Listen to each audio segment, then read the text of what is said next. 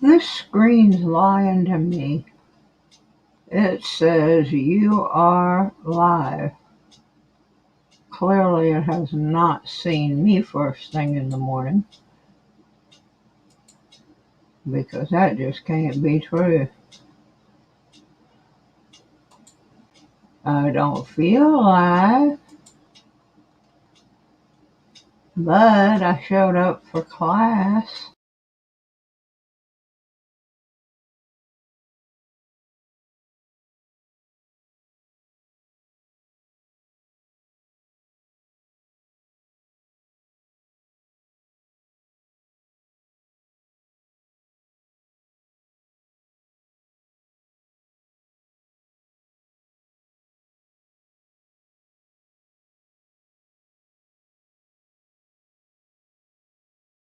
Jumping in here. There we go. How about that? One ugly microscopical device. Good. There wasn't anybody here anyway, so it didn't make a flip a diff. Good morning, it's Suzy, not so smart. I need some help.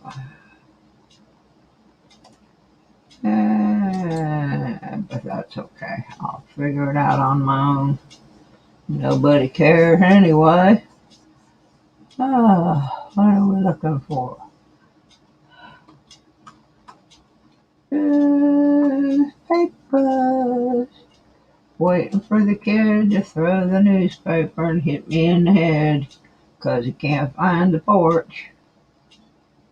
Do they still even have newspapers that get thrown in your yard? I have no clue.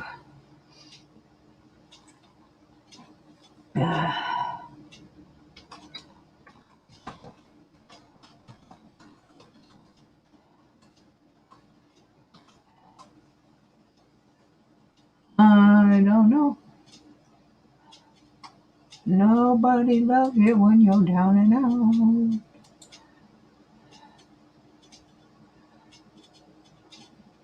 It's okay. I'm getting used to it. Yeah, I am. Go get you some coffee. I know Suzy Smart's not nearly exciting as the other morning shows. I know. I know.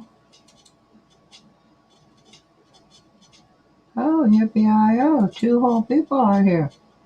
Those must be the 2 that were out in the parking lot smoking a cigarette under the tree. They was tardy. Either that or they was out there with David Lee Roth looking for his pencil.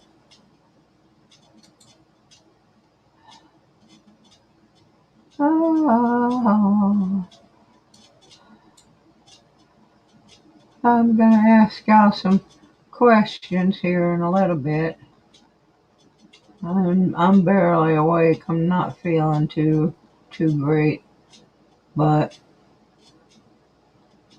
gotta do something. Oh boy, I found a good story for this morning. Couple of them. Got any transients in my room? Former transients? Inventive kids? Da-da-da. This is funny. I gotta get this one all clipped. It's a 2-for-1 story. Yay, I like those kind. I hope everybody had a wonderful weekend. I unfortunately didn't get out much. I spent most of it in bed this weekend, and it's unfortunate. I had a lot to do. I tried to get some done, and I'm going to talk to you about some of that because I need some help. Suzy Smart, not so bright, apparently. uh, let me just save these two little stories real quick. So we got something to read here in our educational class on coinage. And then I'll come back and see who's hiding. There's Charles. Good morning, Charles. How are you today? There's two other people that are hiding out. Trying to wake up. I had my medicine. At one point I was down to like 7 pills. Now I'm back up to 17.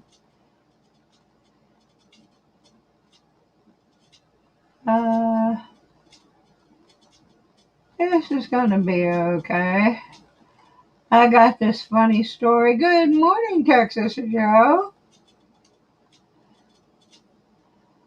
Good morning. I can't even. You don't make me say a name that long this morning.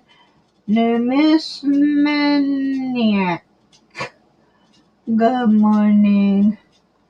I found the funniest story a little bit ago. It's actually two stories, and they had put them together, I guess, because the subject matter was similar. So we're going to start out with a story. No bueno. Yeah, that's me. No bueno. Oh. I need my buddy Q this morning to tell me how to say all the bad Spanish words that would describe how I feel. I did talk to him. For those of you who don't know, when you hear me refer to my friend Q, Q is a rock singer.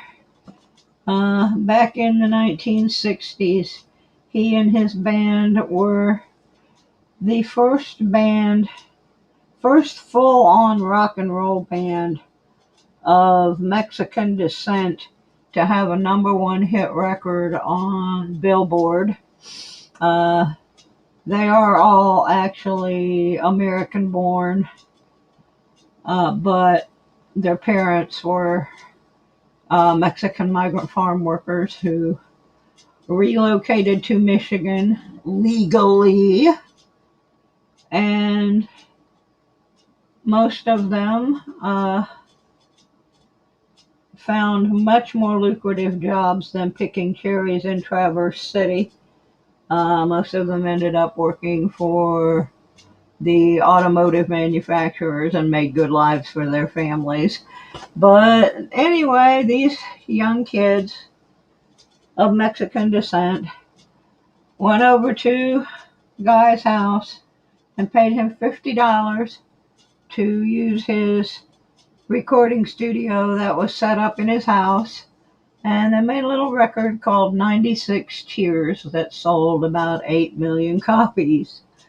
So they made history not only by selling 8 million copies of a record recorded in a living room, but because they were the first full-on rock band of Mexican descent to ever chart a #1 record on Billboard. They charted 4 other records that nobody remembers because 96 Cheers was so big. And then their record company stole all their money, and they have for the past 40 plus years been an independent rock band who also helped other rock bands from their area get their record labels. Probably the most notorious of those was Bob Seger. But anyway, when you hear me talk about my friend Q, that's who I'm talking about. He's still a crazy rock and roller, and to me, the pride of Michigan rock and roll. Question Mark and the Mysterians were the very first band inducted into the Michigan Rock and Roll Legends Hall of Fame, and they're an amazing band. If you ever get to see them live, please do. But anyway, I was talking to Q about the Kentucky Derby last night and fell asleep before I could watch the Derby. He called me, told me it was on, and said he'd call me back when it was over, and I zoned out from all the meds. But anyway, so when you hear me talk about my friend Q, that's who I'm talking about. Y'all should go listen to some question mark and the Mysterians. Expand your little minds. Uh, Looks like Jack was cleaning up last night. I was going through some of the channels, and Jack Gallman was winning all kinds of good stuff. If I ever get my show back on the road again, I'll start having my prize giveaways and stuff. Right now, things are just a little bit too hectic for me to do that. So first, I'm going to read y'all a story. I know there's only 3 of you here. But it's 2 stories in one. And then I'm going to ask you a question because I need some help. Suzy Smart thought she was pretty YouTube literate, but apparently not. I have run myself into a little problem, and maybe you guys can help me work it out. But first, we're going to turn the time capsule back to February 26th, 1936. And we're going to talk about some coinage that wasn't really coinage at all. But it got spent like coinage till they got caught. Let's see what we got over here in the news sectional. This one, while I'm pulling it up, since it happens to be from Jefferson City,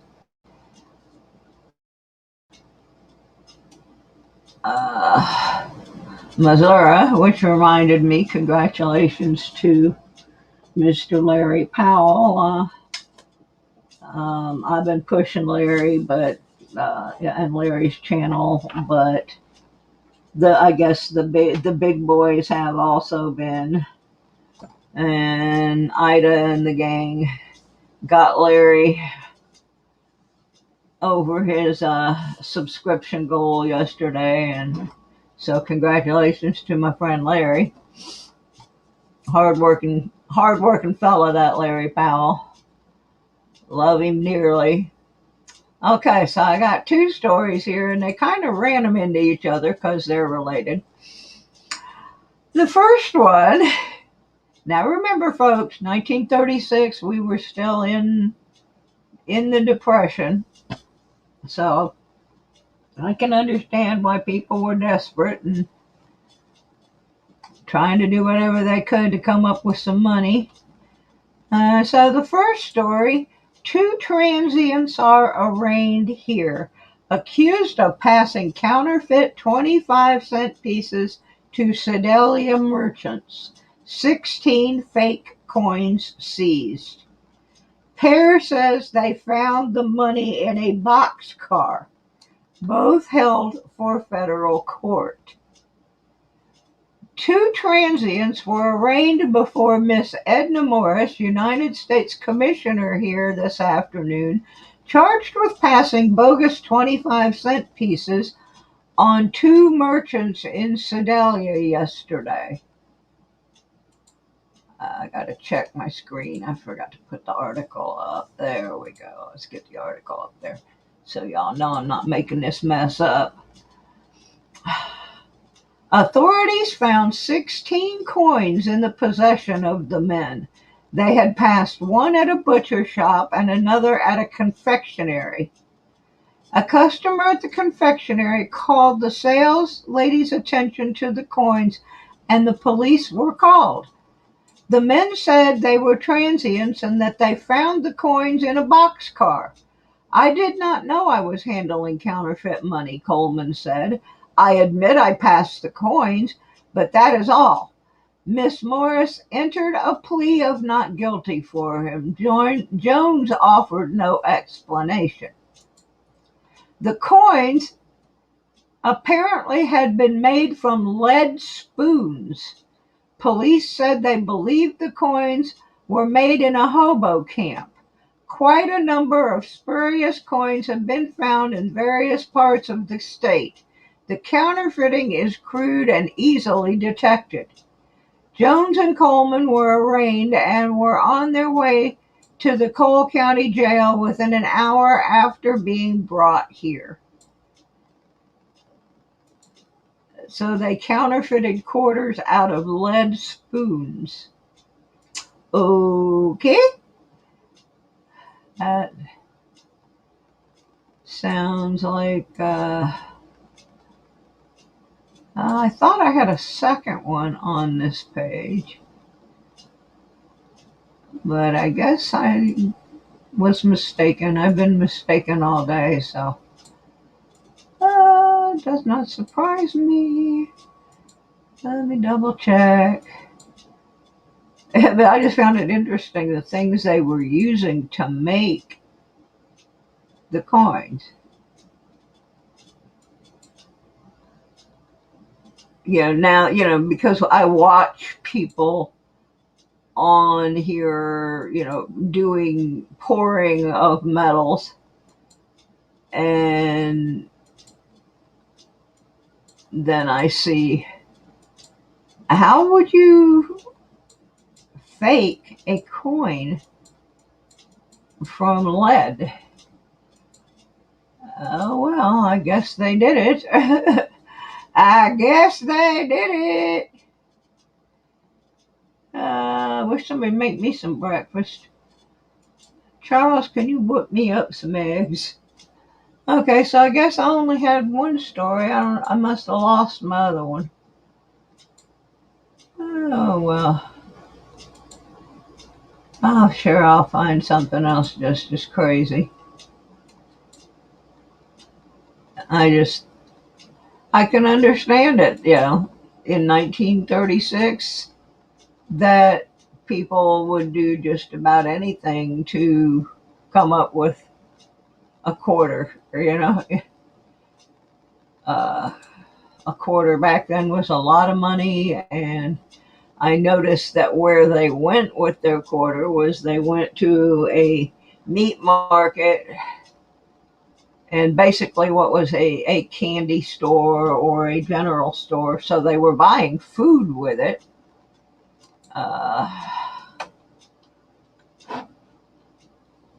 I still got a question whether they found it in a boxcar.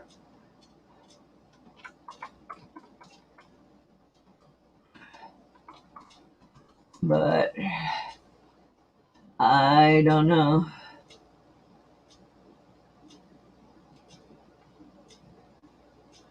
Here's one that's not so far ago. This was 1959.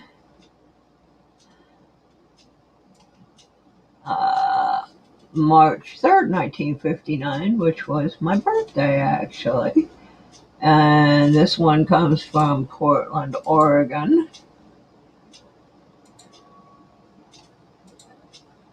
So let's see what was happening in 1959. This one's a little pricier. I did not save my article. Dumb me. Let's find it again. There we go. Well, there we were. I'll be alright, guys. It's hard when I first get up in the morning and I'm waiting for my medicine to kick in. Until it kicks in, I have kind of a lot of pain, and my eyes do not want to focus particularly well. So I get up here and mumble. It's not professional, and I apologize, but I'm just trying to keep my show alive until I can get better. And I can't do the long shows that 2-3 hour shows that I was doing. So if I can at least keep this going, people know I haven't died. Sometimes it feels like it doesn't matter.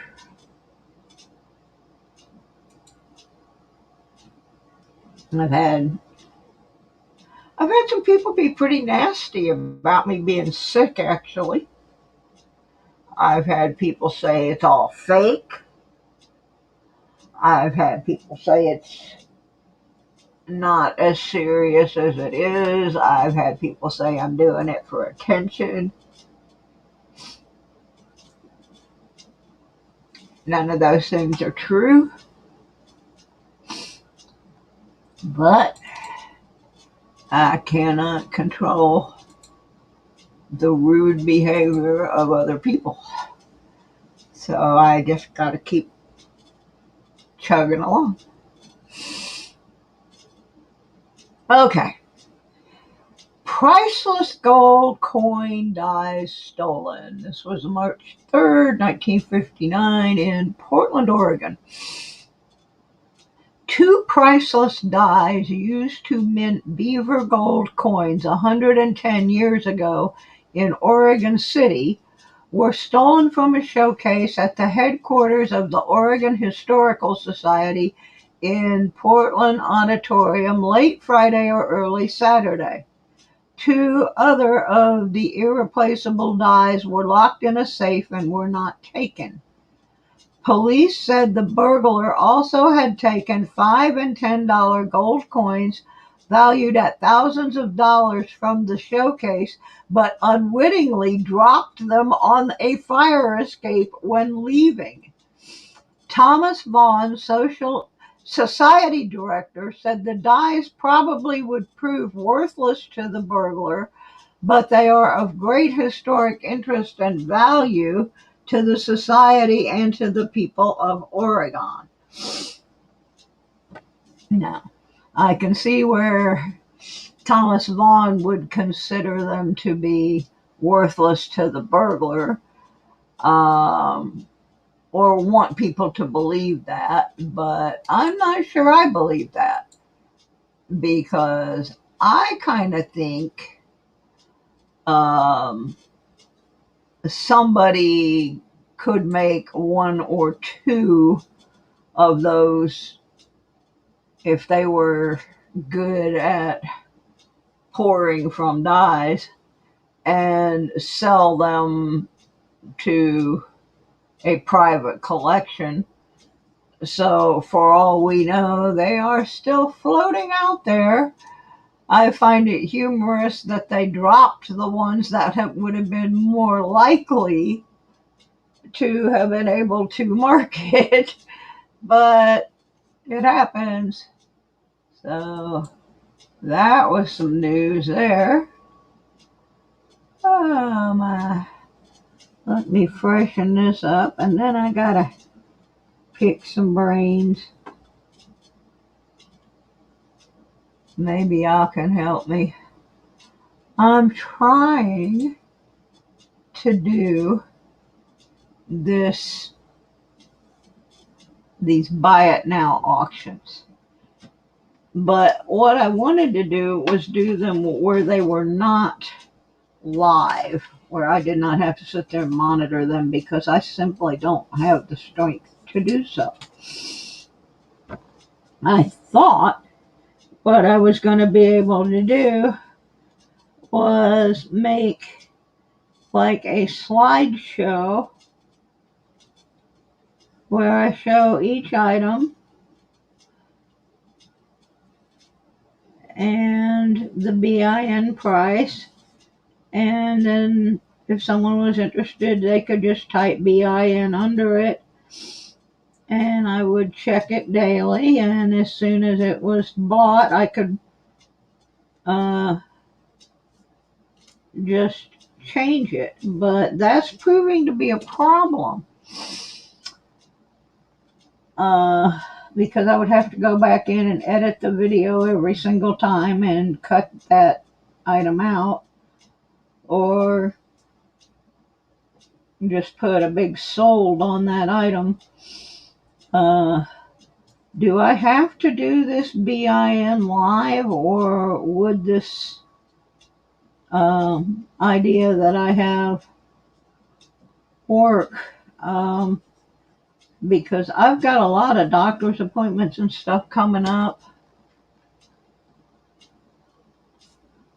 Post each item in the comments. So I need to post each item separately rather than make like a slideshow of it. That's going to be a lot of items. But yeah, I was kind of thinking I may have to do it that way as well, and then I can just delete that item as it's sold. Because I have like three or four different auctions that I want to do, and that's the problem because I want to do jewelry.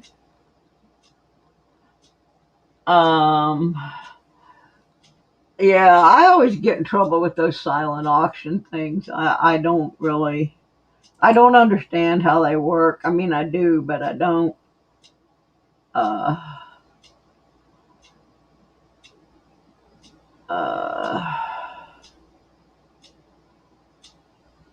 yeah, see, I gotta get this stuff up, so I gotta really think this through. Which way is easier for you guys? Because there are multiple, uh, I have a section that is jewelry and home decor. And then I have the coins and detecting. And then I have what I just euphemistically calling the yard sale, which is just odds and ends. Uh, and then I have another jewelry sale that is not my handmade stuff. You know, that's like commercial or made by other people. So I've got like four different things. For the most part, no, I do not have multiples of the same items, except, no, I really don't, because the jewelry and home decor, those are all handcrafted, one-of-a-kind items. The coins and detecting, there may be one article or two that I have more than one thing of. Like, you know, there may be two of the same coin. The yard sale, no, that's all one of a kind. And the commercial jewelry, that's all one of a kind. So really, I do not have multiples of the same, except maybe one or two items. I've been trying for days to get this thing started. And I just don't know how, but I need to, because I've really got to get this money for the motorhome so that we can start getting the motorhome ready for travel, and I can't do that until I actually have it here. I have, fortunately, in my building a gentleman who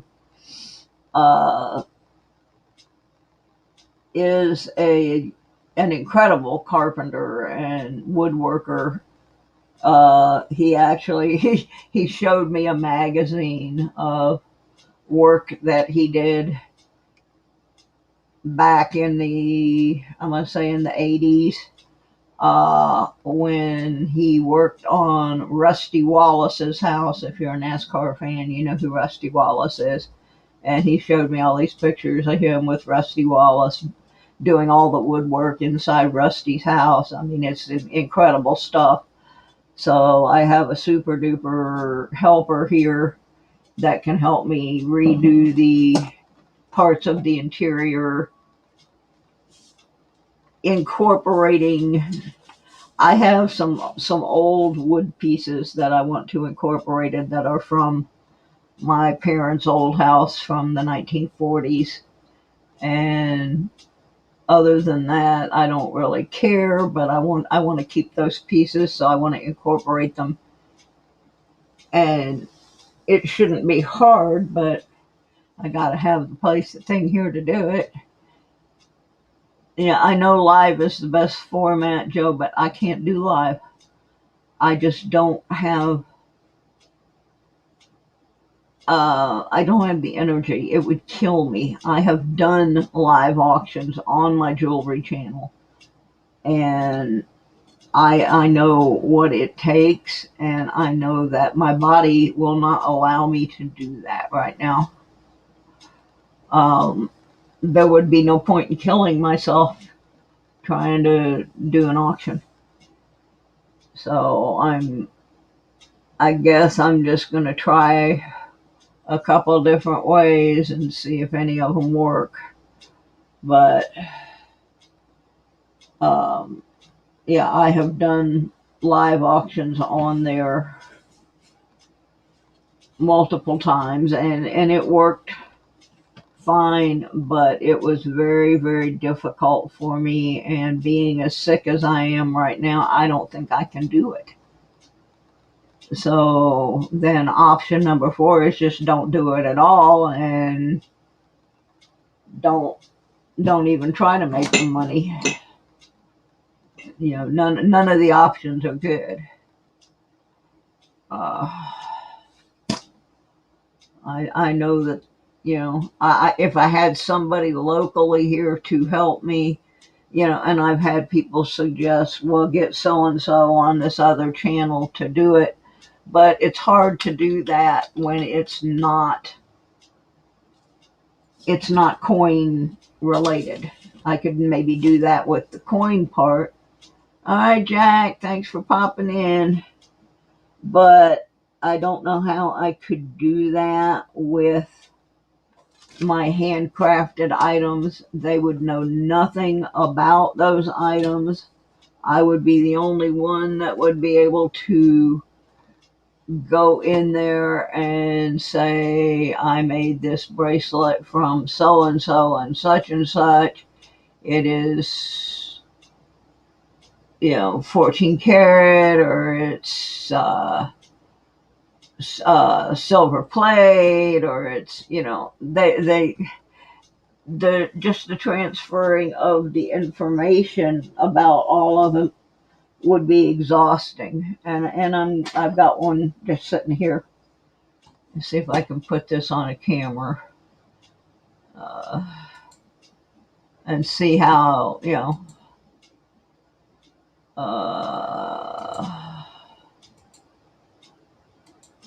see how this would work.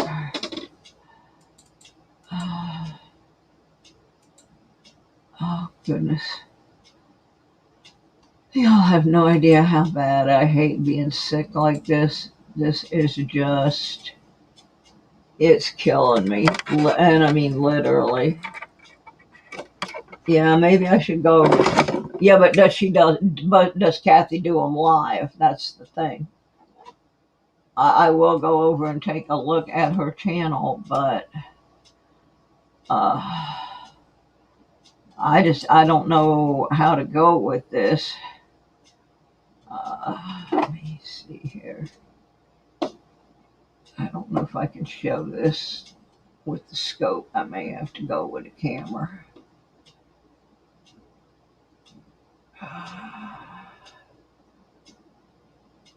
Yeah, I can't do that with the scope. Camera.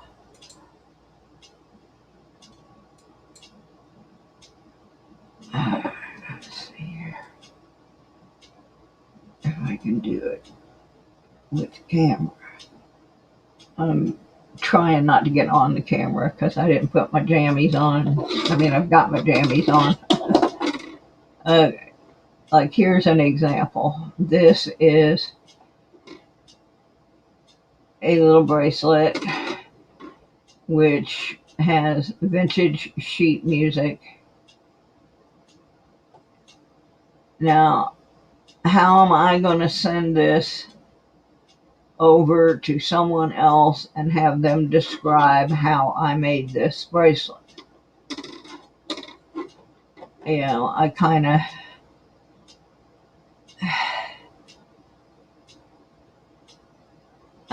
don't know how to do it without doing it live. But when I do things live, it kills my jaw. So I'm kind of stuck on how to format this whole, excuse me, this whole thing. So I thought I'd ask you guys, but yes, actually, I do have things for guys. I just happen to have this bracelet happen to be sitting right next to my camera. But yes, I do have things for guys. One of my biggest songs. This one, I actually cannot tell you what song because the tag is off of it. Most of them are made from 1920s and 1930s sheet music. In fact, that's probably the reason it's lying over here is because the tag has come off of it.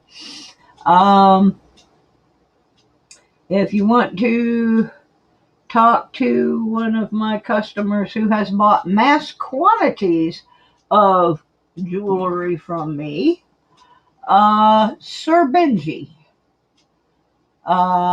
Sir Benji has a lot of females in his family, but he has also bought stuff for himself. And he has spent a lot of money buying jewelry from me.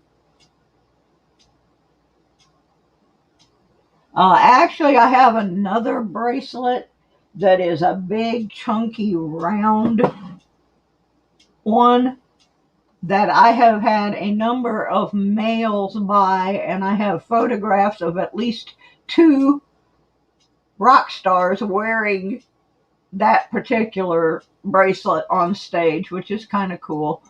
It's always kind of neat when you look up and you see a piece of your jewelry on stage.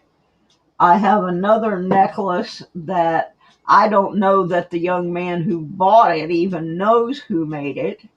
It was sold through a boutique up in Michigan, and I happened to be watching, I think it was Jimmy Kimmel one night, and there was a band on called Greta Van Fleet. I don't know if any of you know who Greta Van Fleet are, but they're a group of young men who have kind of been classified as the new Led Zeppelin. And I looked up, and the singer in Greta Van Fleet was wearing a necklace that I know 100% I made. And Greta Van Fleet is from Michigan, so apparently he bought it from the boutique that I had it on consignment in. So that's kind of cool. Every once in a while, something weird like that happens to me. Somewhere in a lockbox in my apartment is a check I never canceled. I never cashed. That was written back in 1969 for a shirt that I had in a consignment shop that was purchased by a young man named Dwayne Allman. And I have a photograph of an album cover where he's wearing that shirt. So somewhere out in rock and roll land, I do have a few pieces floating around. The other bracelet that I'm talking about, Charles, is quite a bit bigger. This is a tiny bracelet for, smaller ladies, but the other, and I have other things. I have this one necklace I think is really cool, and I've sold. Everyone is similar, but not the same. I use, like different music or different whatever. I have this one really cool one that guys like a lot. It's an upside down triangle, and each one's different because the music is different, or I can put whatever you want in there. I have some glass tubes that have, uh, they started out with sheet music in them, and then somebody thinks this is a little morbid, but I understand it. I had a lady come up and say, instead of the music in the glass tube, could you put some of my dog's ashes in there? So I did, and she keeps that with her. She doesn't wear it, she just keeps that in her car with her dog's ashes in it. And, that was something that developed out of something completely different. Um, I have a lot of earrings and pendants and necklaces and different things, pins with dogs on them and cats. And the dogs are great because I have different breeds of dogs. I have some of them are sold out, but I have bulldogs and Dalmatians and poodles and shepherds. And one person wanted one set of dogs, and the dogs just went. We went crazy with the dogs, and then somebody wanted cats, and I have horses, and then I have, of course, just odd beadwork. It's I work with what I am given, or what somebody will say, well, I need these 2 dogs. Well, I have to order 20 dogs to get the 2 they want, so then I got to work with the other 18. So I don't know how I'm going to do it, but something's going to go up this afternoon. I'll put up a video when I start getting them up. I do have a genealogy project I have to finish and get sent out. I have a package I have to mail out for some stuff on eBay. So I'm sure everyone has abandoned me by now. I have 2 people. I never have anybody in the morning because I have that other nasty little rumor going on that bothers me to no end, which is everybody saying, oh, she just doing this to go up against Ida. Why would I go up against Ida? Ida's my friend. There's some stuff on Ida's show I don't like. There's stuff on my show I don't like. But I did not pick this time because Ida is on. I picked this time because this is when I have to sit from 7 until about 8:30 to allow my medication to work. And I like the newspaper thing. It makes me sad that people don't care about the history. They're just stacking coins and they don't even know why. Uh, and I like to know the history of the coins.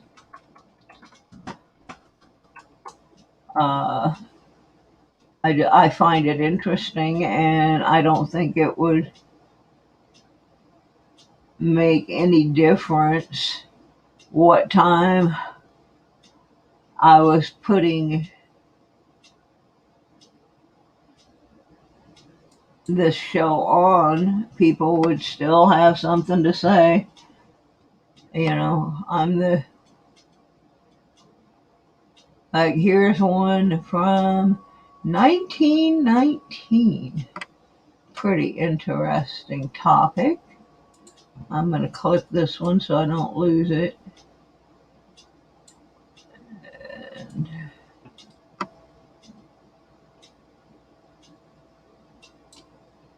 I don't want to lose this particular article like I did the last one. Oh, come on, you dum-dum. Is I'm going to read one more, and then I'm going to go try and figure out my dilemma of how to put these items up. I don't know why. I don't think anybody's going to buy anything. Truthfully, I'm very discouraged. The only one I know for sure that'll buy something will be Sir Benji, and that's because he's already told me that he gave most of the stuff he bought away, and he's going to buy some more. If you want somebody to give you a reference on the quality of what I make, there's the guy right there. He's bought a bunch. Alright, so here's our latest article. As soon as I get back over to where I want to be to share the screen. Okay. Alrighty. And I do have people that come back later and read the articles because they can't be in two places at one time. This is from July 10th, 1919. And it was in a Rushville, Indiana newspaper, but it's from London. And it says, India is hoarding silver coins from U.S. India has been the sink of the world for precious metals for generations. Cause of high prices. India is responsible for the present high price of silver, according to British bullion experts. The habit of the Indian people of hoarding silver coins gives little prospect of I hit a word I don't know. Amelioration of conditions in the silver market. I'll have to look that word up. To meet the shortage caused by Indian hoarders, 350 million U.S. silver dollars were melted down into Indian rupees. India has been the sink of the world for precious metals for generations, declared one of the directors of Samuel Montague and Company, leading British dealers in silver. When gold supplies were cut off during the war and importations of silver restricted to currency requirements, the native mind was impressed with the idea that silver was likely to become exceedingly precious. Accordingly, the natives began to hoard their silver rupees. The effects of that policy among a population of 300 million accustomed to regard silver as the staff of their economic life created a heavy demand for the metal. The demand was further intensified by the almost simultaneous opening of campaigns in Mesopotamia and East Africa, which means the manufacture in India of large quantities of munitions and the increase to meet higher wages. Troops also had to be supplied with rupees in these theaters and in Egypt. All available sources of supply were drawn upon to meet the demand, but soon all ordinary stocks of silver ran dry. The United States government came to the rescue by withdrawing 350 million silver dollars from circulation and issuing silver certificates. But the situation has not been alleviated to any considerable extent.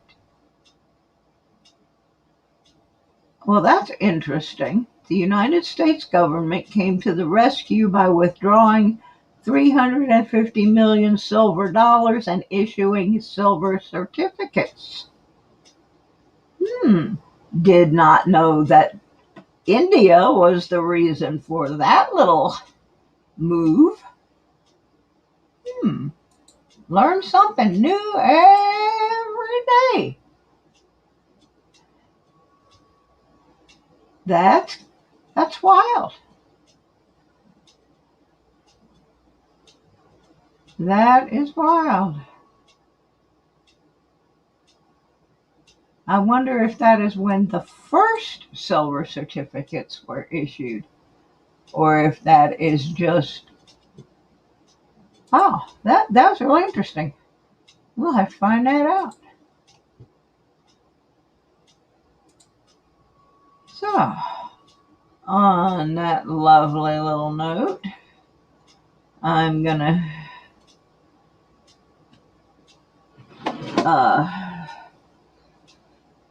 make this package I've got to do. I've got to send a genealogy project out that I completed for someone. Well, it's not completed, it's just going to make more questions for him. But I completed the amount of time to do it. Like I said, I got an eBay package. I sold one of my pairs of Converse Chuck Taylors that I rarely wore. Somebody's gonna like them. And then I'm gonna work on this BIN project. Oh, my goal today is to just get 10 items up. If I just get 10 items up today and 10 items up tomorrow. Yeah, there were a couple words in there I'm gonna have to go back and look up, Charles. I have a fairly well-rounded vocabulary, but yeah, there were a couple in there that threw me. Have to check them out and see what they were trying to tell me. Can't have the teacher mispronouncing the words.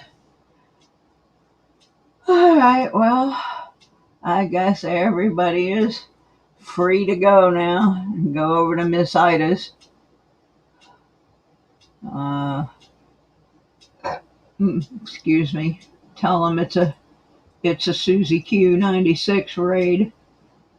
They should find that amusing. Most of them don't even know I have a show. I may even go over for a second. And then I got to work on my list. See, the problem is I start out when my medication first starts working. This early in the morning, I get 2 or 3 things done, and then it quits.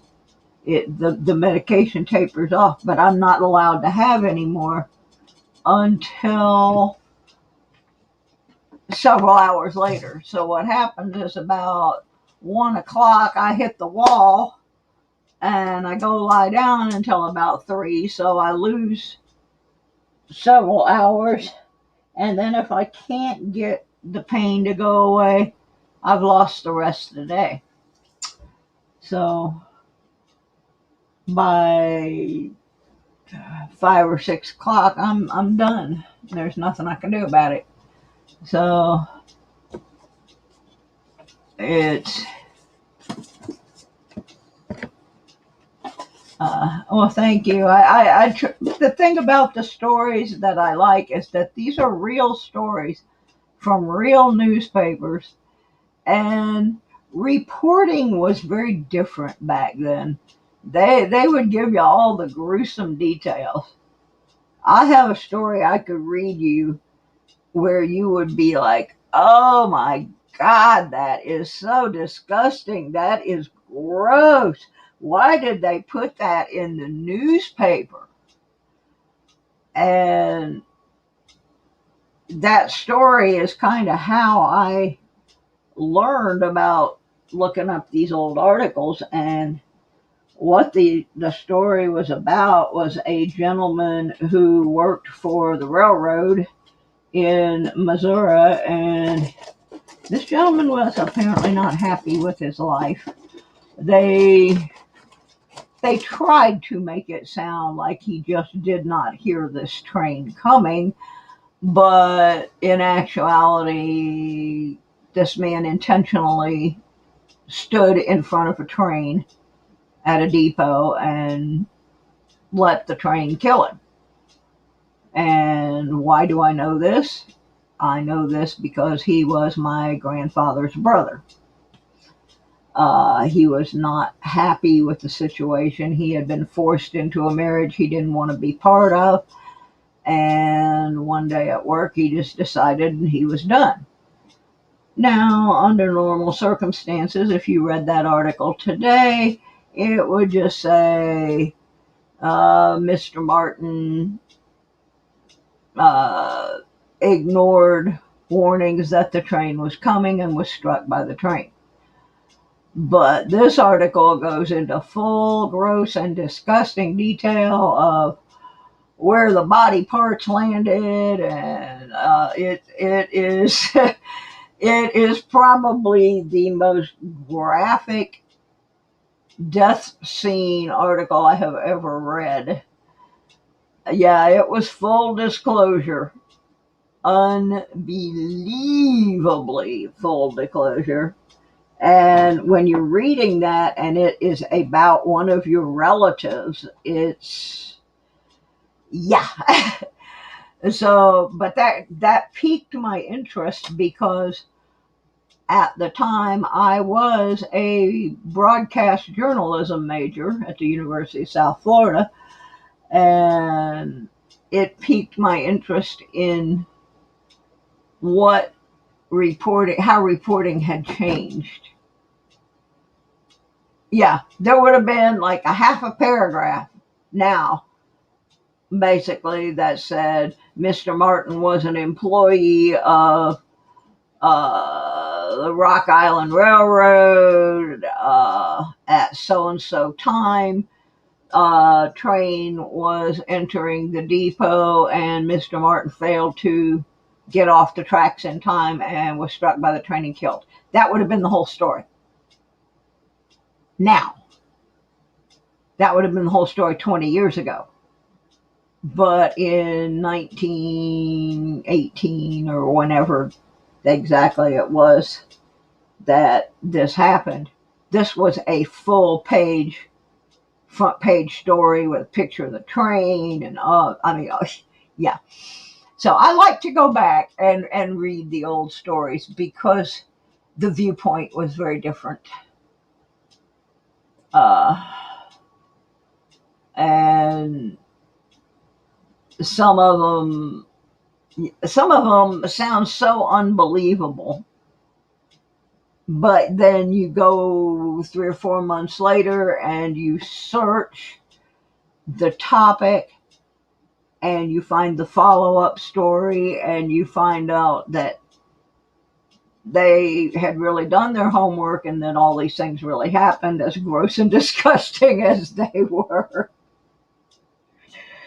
All right, well, I'm gonna try to get 2 or 3 things done before I run out of go. Y'all go over and raid Miss Ida and tell them that I sent you. And I'm going to go about my business.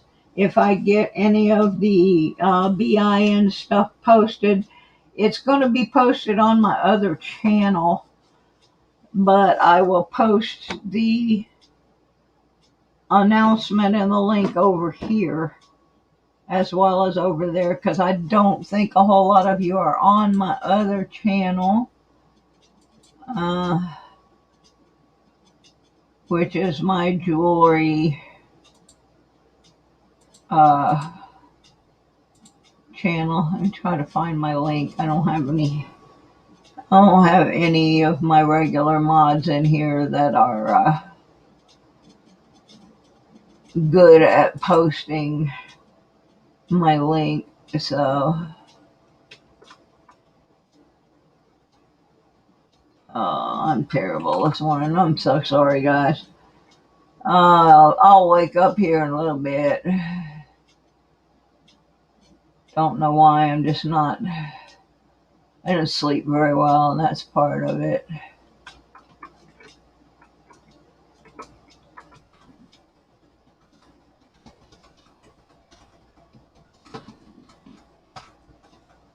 And And there's another channel that has a very, very similar name.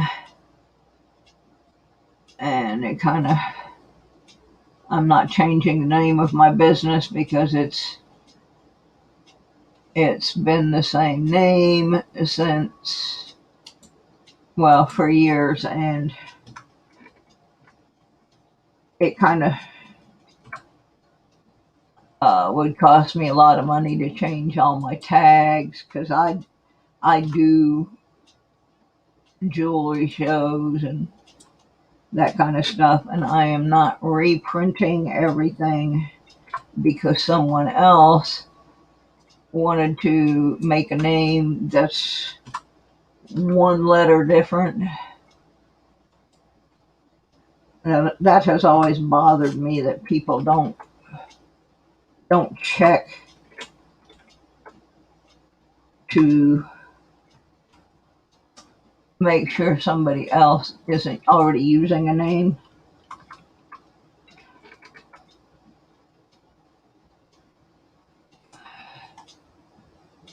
But in the YouTube world, that is just kind of what happens. I mean, there's going to be like a bazillion people named Robert Smith, or whatever, so you can't really I finally found me. I do exist. So there's the link to the channel. I hope. We will see anyway. I think this is from a live.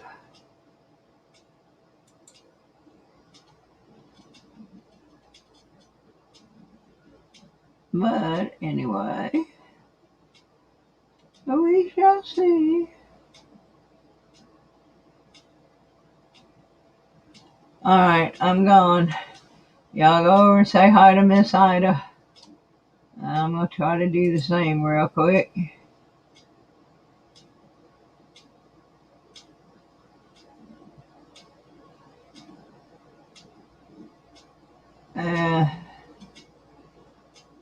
That's from